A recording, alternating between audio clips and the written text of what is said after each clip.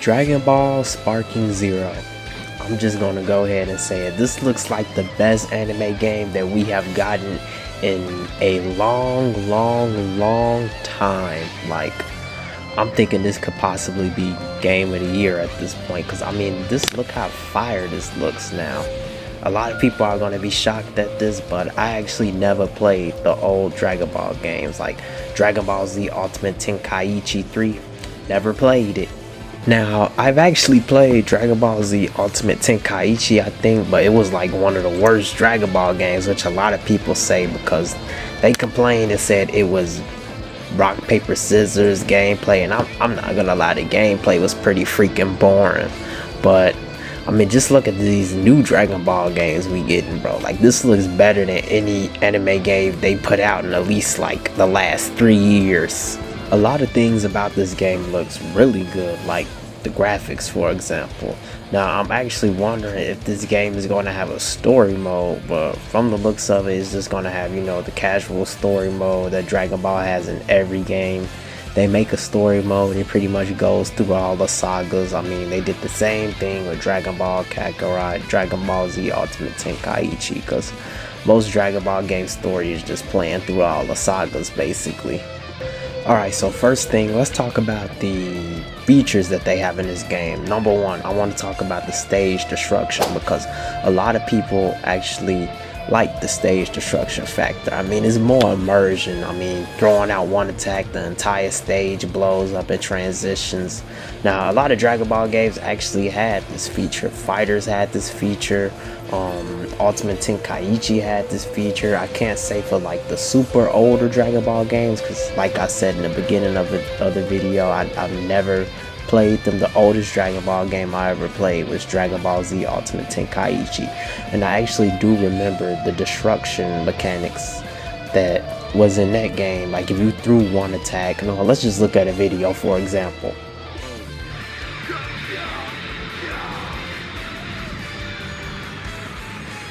Stage destruction is definitely something we need in Dragon Ball Sparking Zero, but I actually seen a clip of two characters fighting in a building. Like, you can actually hit an opponent and they fly into a building, and then you can fight inside of a building. Now, I actually found a clip of somebody actually playing Dragon Ball Sparking Zero early, and it looks like it's gonna be stage destruction in the game. So as you can see right here, he's playing as Vegeta versus Majin Buu, and look at this, the building freaking breaks. I mean, that's stage destruction right there. Imagine they have like some special move, like it's like a finishing move, and the entire planet explodes. But you can see right here, they're fighting in a building, bro. And that's stage destruction. That is a new level of detail. Now look back on Xenoverse or something like that, bro. Xenoverse barely had stage destruction. Like, you would hit somebody and like the ground would break or a building would break apart eventually, but it wasn't cool stage destruction. It just wasn't really cool to look at, or stage destruction on a massive scale like this. However, another concept in these games that we need to talk about are the beam struggles. What is a Dragon Ball game without a beam struggle? Xenoverse didn't have beam struggles. Fighters didn't have beam struggles. How can you have a Dragon Ball game but not have beam struggles? Even though people say Dragon Ball Z Ultimate Tenkaichi was a bad game, you gotta admit it has some cool features. Like the graphics, I think the graphics were actually freaking good for this game. But it also had features like the beam struggle, and that's what makes Dragon Ball fights. The intensity, the beam struggles, the, you know, what do they call it?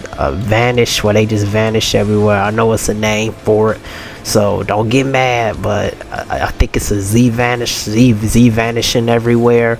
But that's what makes Dragon Ball fights. And you might say that Xenoverse and Fighters did have beam struggles. You just had to time it correctly. Like, if another player landed here and then another player landed here, they put Kamehameha at the same time. That's a beam struggle. But I'm not talking about that.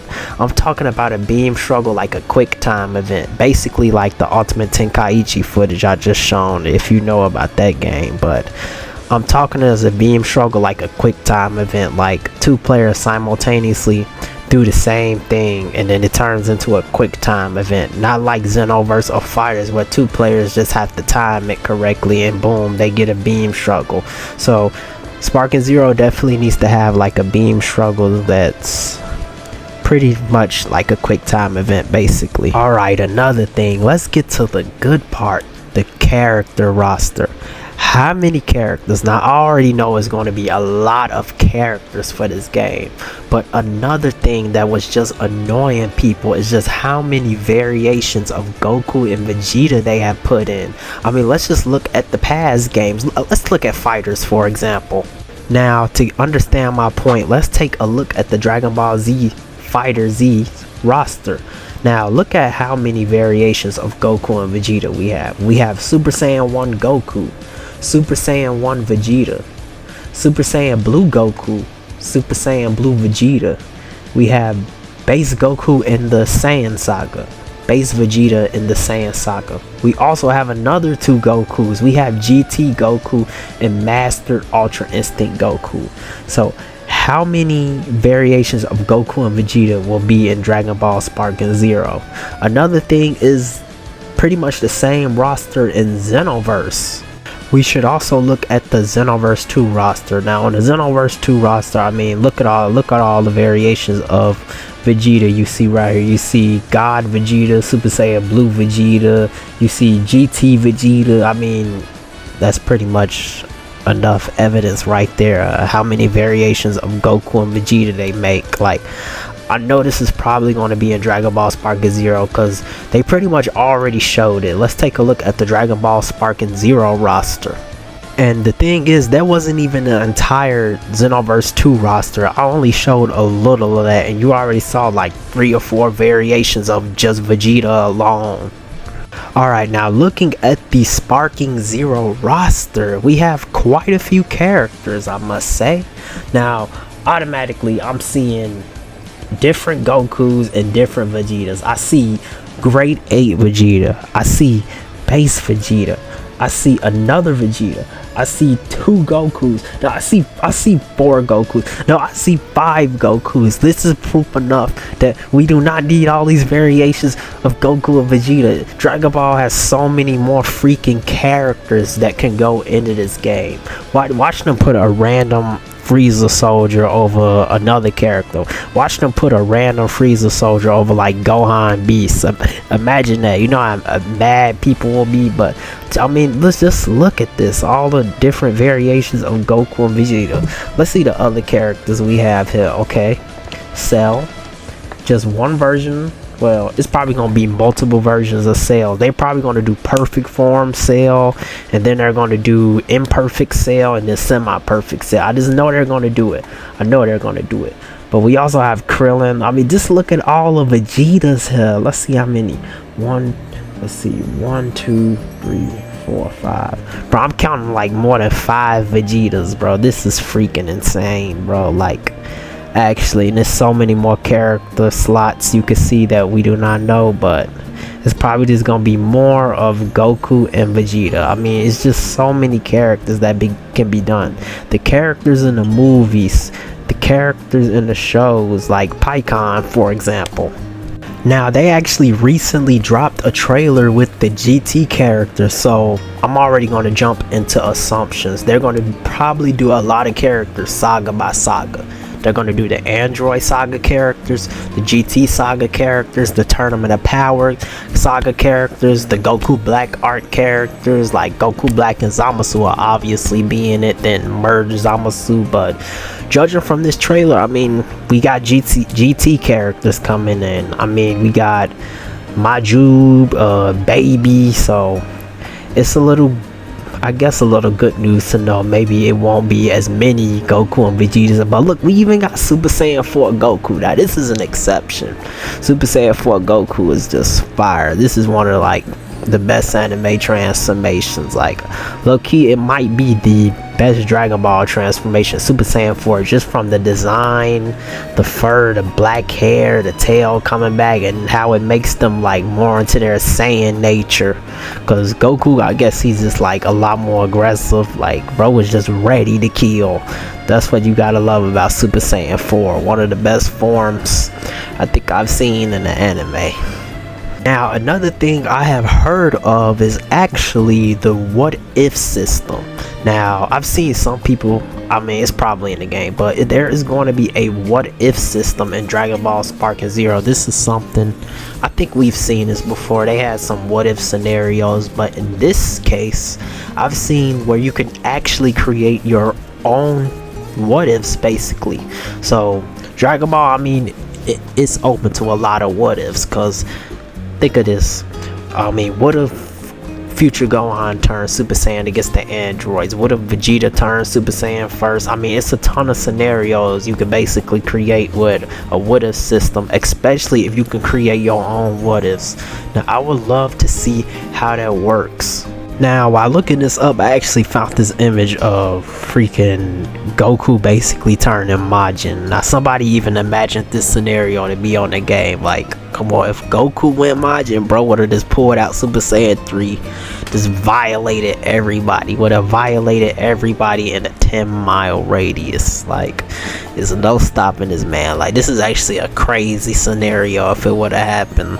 Like, Goku just jumping back into his Saiyan instinct, because, I mean, we've seen it like a little, but not on a full scale. Like, this is actually freaking insane, bro. This is like if Goku didn't hit his head. Alright, now, while I was watching this trailer, they actually showed most of the characters that are going to be in Dragon Ball Sparking Zero. So let's just take a look at the roster and see what they have pretty much lined up for the game. So let's get into it and see what they have. Alright, now looking at this roster, we have a lot of characters. A lot of characters. You know, this is pretty much what we need. Now looking at it, I see Goku Black, I see Frieza, Mastered Ultra Instinct Goku, I see a couple variations of Majin Buu, I see a couple variations of Vegeta. Now right here you can see Super Saiyan Blue Vegeta and Super Saiyan God Vegeta. But I also see Gohan, I see Raditz. Man, these are a lot of characters. I see Kale, some of the Tournament of Power characters. Bro, I mean, this is pretty insane. And we can see we have some mystery characters that haven't came out. I mean, imagine if the mystery characters are just versions of Goku and Vegeta again. But we actually have some slots they haven't revealed, so it better be some insane characters. Now, where's Broly? Imagine if they put the manga characters in. I'm talking Ultra Ego Vegeta, Granola. I mean, manga characters might be DLC, or they probably won't add them at all. But Gohan Beast should be in this game. I don't see Gohan Beast anywhere on the roster, so they might make some of these characters DLC. Now I'm looking over and I see 3 variations of Vegito. I see Base Vegito, Super Saiyan Vegito, and Super Saiyan Blue Vegito. So 3 variations of Vegito already. And let's see, look at here, I see Gogeta as well. I'm guessing there's going to be 3 Gogeta variants: Base, Super Saiyan, and then Super Saiyan Blue. I see Gotenks as well. Beerus, of course. Whis is going to be playable, bro. Imagine the moveset Whis have. Pan, of course. Some of the GT characters. This is a big freaking roster, and it's still characters that are gonna come out for this. I see Super Saiyan Blue Goku, Super Saiyan God Goku. So tons of Gokus here. I see Android 19, Zarbon. I see Krillin, of course. Oh, I see the Ginyu Force as well. Base Goku Black and Super Saiyan Rose Goku Black. Bro, is that King Cold there? Let me see. It looks like King Cold to me in this game. That'd be freaking crazy. Yup, all 3 forms of Cell, like I said earlier. Imperfect Cell, Perfect Cell, and Semi-Perfect Cell. I see some variations of Trunks as well. Trunks in his Ascendant Super Saiyan form. I'm guessing Super Saiyan 2 Trunks. They're gonna have Trunks from Dragon Ball Super. Man, it's just a lot of freaking... Oh, I see Jiren. I see Jiren as well. I see Android 17. It's 2 variations of Jiren I'm looking at now. They have the regular Jiren and then the other Jiren where he became super buff. So they're gonna have him in here too. Piccolo, of course. Another thing is Orange Piccolo. I don't see Gohan, Visa, Orange Piccolo, so I'm gonna assume they're DLCs. Oh, they also have Future Gohan. It's 2 versions of Future Gohan, Base and Super Saiyan. They should have it to where you can like transform from Base to Super Saiyan. I don't know if that'd be in the game, but we'll see. Time to tell it all. And you can see they have Grade 8 Vegeta as well. I mean, lots of characters indeed. Now I'm going to go off the assumption that these blank characters that we can't see are going to be DLC or characters that won't be revealed until the game comes out. That's what I believe, but it's still characters like Ultra Ego Vegeta, Gohan, Beast that could come to this game. Moro is like nowhere in here. Moro has to come to a Dragon Ball game. Like, come on. We haven't seen Moro in no Dragon Ball game ever. Not in Xenoverse. Not in Fighters. They gotta add Moro. However, if you made it this far into the video, I greatly appreciate you watching me analyze the Dragon Ball Sparking Zero roster. Now, in the comments, give me your opinion on how they're doing with this game. Do you think this roster is good? Do you think it's horrible? Also, let me know what DLC characters would you want to see to come to this game. Alright, so that's it for me, and until next time.